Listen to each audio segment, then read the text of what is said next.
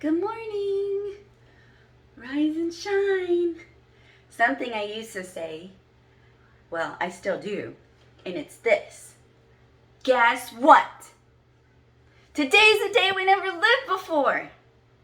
And I know that it sounds silly, but if you think about it, it's kind of profound. We've never lived in this day before.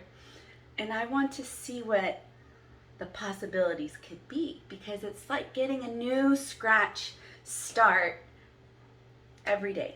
And so I was just thinking this morning, I woke up and I was already making all kinds of choices, and I wasn't being intentional. I was just going through my routine, and there's nothing wrong with that. But something I did think about, and it was this. I wonder how many times I actually stop, like intentionally, to say, wait, okay, hold on a minute.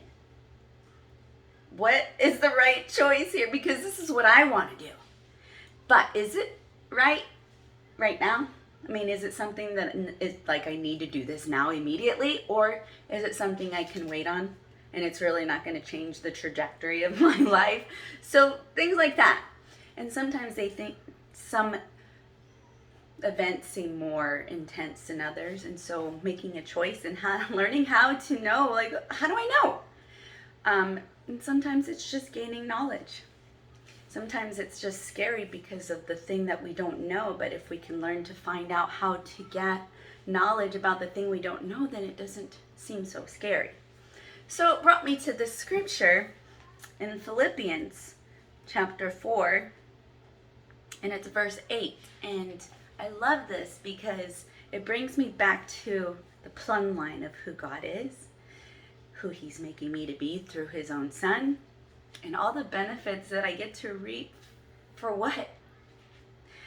Because he's God and he's so good and he doesn't give me what I deserve. And so tell me, Lord, how do you want me to do my choices? How do you want me to make them? And so this is what I got in verse 8. Finally, brothers, whatever is true, and this is for sisters also, whatever is true, hold on, baby, whatever is honorable, whatever is just, whatever is pure, whatever is lovely, whatever is commendable, if there's any excellence at all, if there's anything worth of praise, think about these things. What have you learned and received and heard and seen in me? So practice these things, and the God of peace will be with you. And we know that it never departs.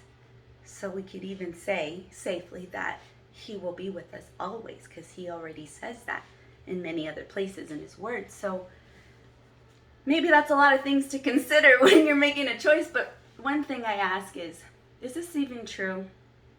Am I getting worked up about something and I don't even have all the information yet? Maybe I'll get all my data and then I'll make an informed decision. And then I feel better because at least I'm making a choice that is intentional, because I know what I'm making a choice about. So I thought I'd just share that with you, because that was the biggest struggle it has been in my life, is knowing that I can make a choice, knowing that I'm allowed to make a choice, knowing that I have been given the freedom to actually have that ability to choose. And when you go through a big part of your life and you don't realize that you have that liberty, I think the default is that you tend to just listen to the commands of every person around you instead of God himself. So learning how to advocate for oneself is a big thing. To say what you mean and mean what you say, and knowing when to say it and when not to say it. But it's something we have to learn. So I just want to challenge you. Step out, explore, examine, verify the data, and then just confirm it with your Father in heaven.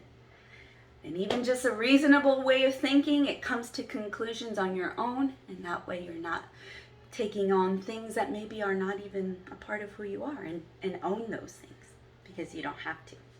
So be well, have an incredible new day that's never been before, and let's go get 'em. Let's go.